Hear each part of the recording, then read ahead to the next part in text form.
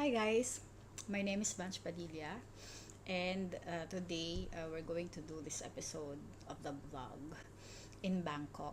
So we're here in Bangkok for a 5-day training on community blog innovation. So I dressed for dinner because I don't know if I can survive this dinner as well. So at least when I die immediately in this hotel room, at least I am dressed. Okay, so the first meal of the night is a baby octopus. So they fried it, pinrito, ayan. They fried it. So we're also going to eat grasshopper. So I don't know how to eat it, but I'll try. But I'm scared. I'm really scared. And then the other one is a cricket. I don't know what type of cricket it is, but it looks scary as well. So these are the exotic food that we bought in a street food vendor in Bangkok. So whenever we go out, I try to look for food that is out of the ordinary. And I think in Asia, they eat these kinds of insects and these weird kind of foods. And tonight we're gonna try it.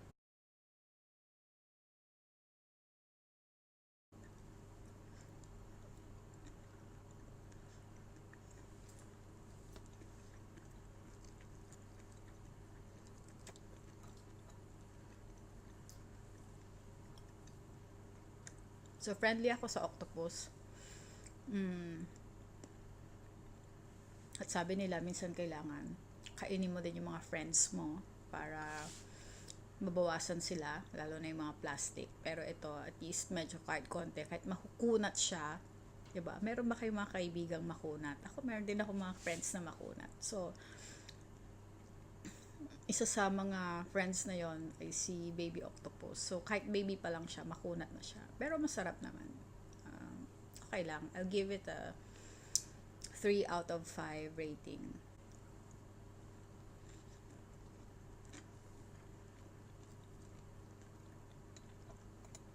Pag wala siyang flavor, bland lang siya talaga. So, kinakailangan, I think kailangan lutuin mo muna yung octopus. At lagyan mo muna siya ng spices para dramatic yung pagkaka-prito niya. So, pwede to for ulam, merienda, pulutan. Hindi ko siya maubos kasi makunat. Yun na. Would I recommend?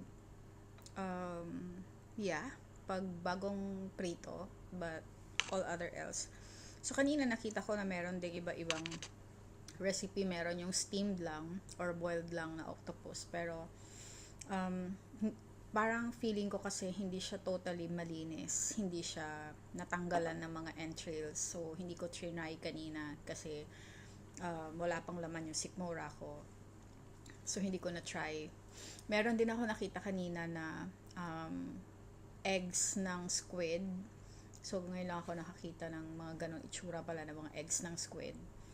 And, hindi ko rin siya tinry dahil wala. Gusto ko muna mga insect muna. So, bukas siguro. Most probably tomorrow.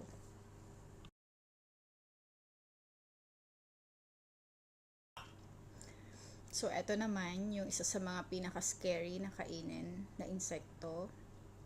So, bumili ako kanina and ang serving nito sa isang plastic na ganyan ay siguro mga 15 to 20 pieces ng grasshopper. Is worth 60 baht. So, kwentahin natin siya sa Philippine peso sa 1.6 something, ganun. So, yon. So, ito naman,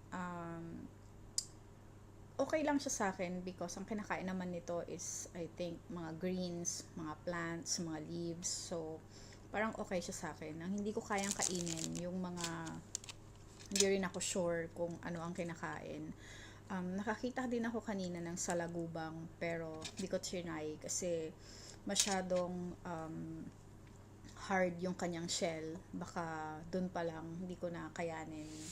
Pero tingnan natin, pag na-survive ko ngayon tong dalawa na to, baka tomorrow ulit, mag-new challenge na naman tayo ng ibang klase ng insect. So, kanina, doon sa tindahan, kumain ako ng worm. Yung bulate siya na maliit, na parang nakikita lang sa mga woods. So, nung tinikman ko siya, okay naman siya, masarap. Para kang kumakain ng mani na malambot, yung boiled peanut with salt. So again, deep fried siya ulit. And yung texture niya is yung nga malambot, na parang dried naman na yung kanyang intestine. So parang hindi mo na ma-imagine kung anong klaseng intestine yung kinain mo from that particular insect. So, naka-dress ako ngayon, sabi ko nga sa inyo, pinaghandaan ko tong moment na to. But then again, pag hindi ako nakasurvive at natigok ako tonight, at least kahit paano, medyo bihis naman tayo ng konti. Okay, so this grasshopper, may kulay-kulay pa siya. Fairness, ayun pa yung mata niya. Ewan ko kung nakikita pa niya ako or nakikita niya kayo. So, kompletong-kompleto siya. Hindi ko alam kung paano nila to hinuhuli. Yung kanyang paa, ito yung mga paa niya, may mga tinik-tinik dyan. Hindi ko kayang kainin yung tinik, baka matsugi ako, baka yan pa yung ikamatay ko. So, tatanggalin natin yung tinik. Hindi ko to kaya. Unahin natin yung ulo, kasi baka hindi ko rin kayanin. So, hanapin natin kung may mga tinik pa siyang iba. Ayan. Sana hindi ako malason.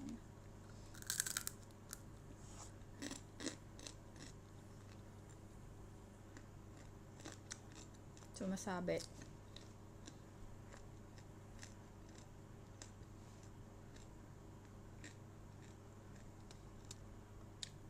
Meron siyang hindi ma-explain na taste. Siguro dahil sa mga kinain yung dahon.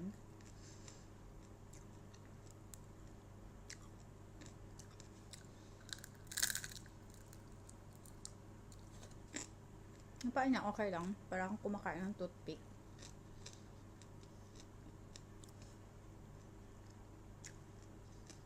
Yung kanyang stomach, masarap yung asin. Pero other than that, may aftertaste. Kung may paliwanag kung ano yung aftertaste niya. Siguro galing sakit. Kinain niya, halaman. Nakakaloka.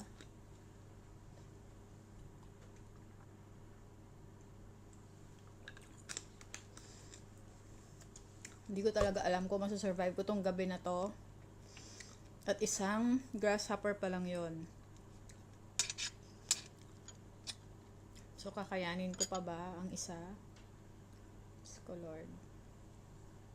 So, ulitin natin. Tanggalin natin yung mga may tusok niyang paa. Baka lagariin niya yung aking mga sikmura. Ayan.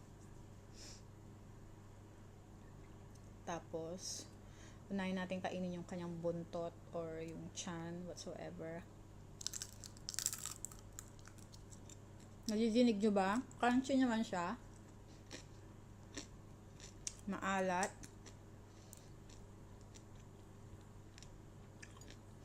Pero in fairness, sumasabit talaga yung mga paa niya na may mga tusok-tusok. Yan. So,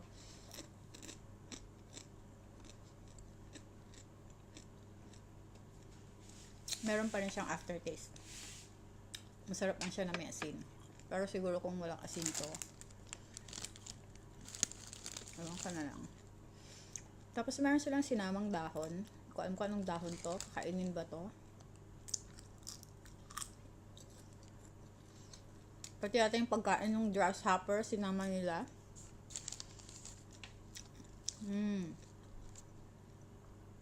Yung dahon ay dahon ng citrus. Iniiba niya yung lasa pag nasa bibig mo na. Iniiba niya yung lasa ng kinakain mo.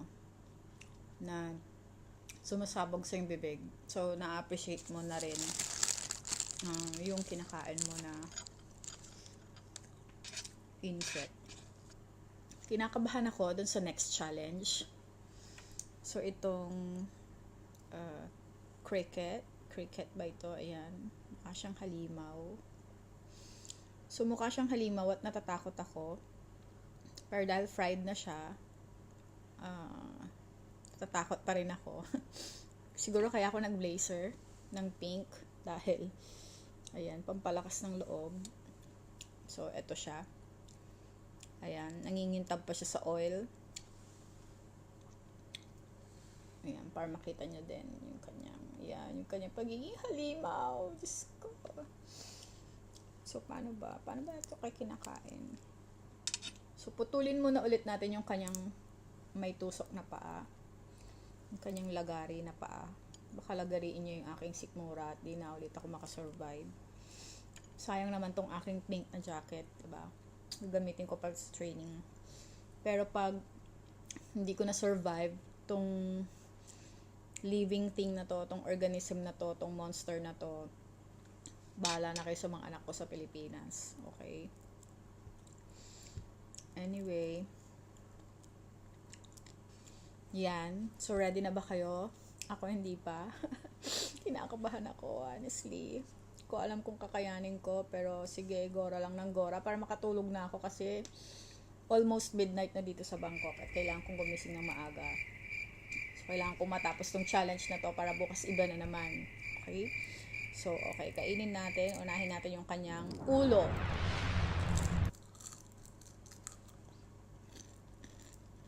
Dinig nyo ba? Crispy pa rin siya. Ayan, paa. Ang kanyang wings. Kain ba yung wings?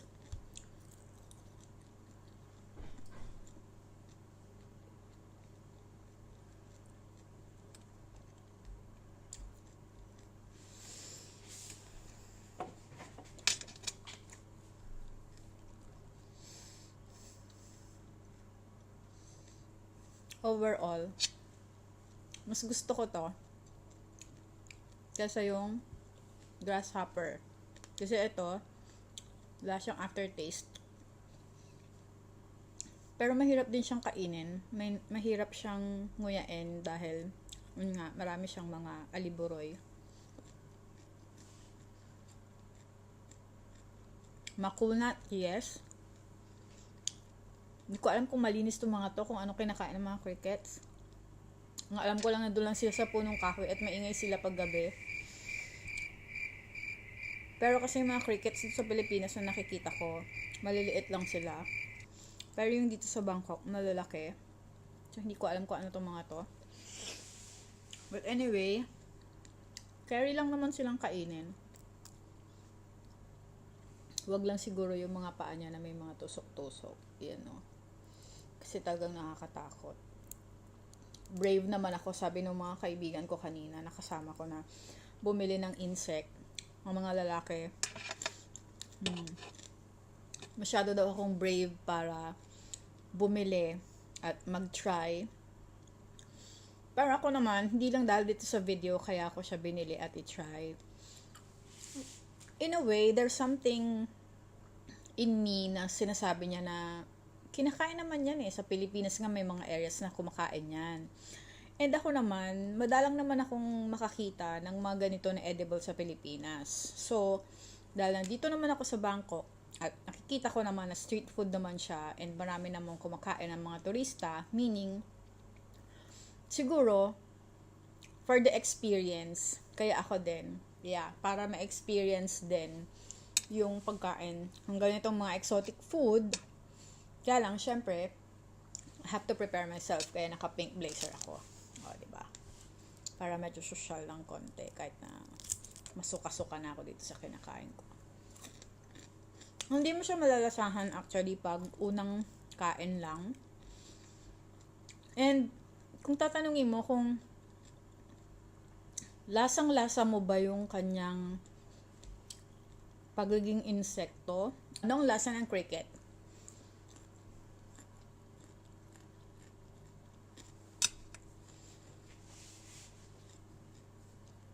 Iniisip ko kung saan ko siya i-compare na pagkain sa Pilipinas. Basta siya prito. Wala siyang katulad. Hindi siya mukhang isda. Hindi siya lasang isda. Lasa siyang insekto. Pero hindi mo na mararamdaman masyado. I think this is much better than the grasshopper. Tsaka mas konti yung tatanggalin mo dito kasi maliliit yung paa niya na merong mga tusok-tusok. Eto, mas madali ko siyang kainin simply because wala siyang aftertaste. Siguro kailangan ko lang kumain itong whatever na to. Itong citrus leaf na to na sinama nila doon. Hopefully nga kinakain siya.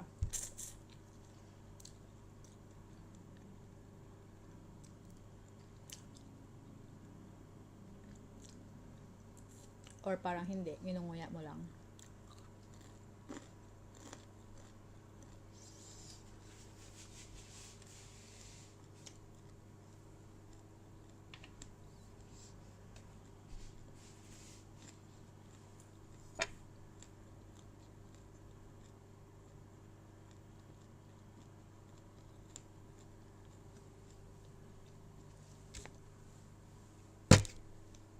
Hindi ako nang kumain.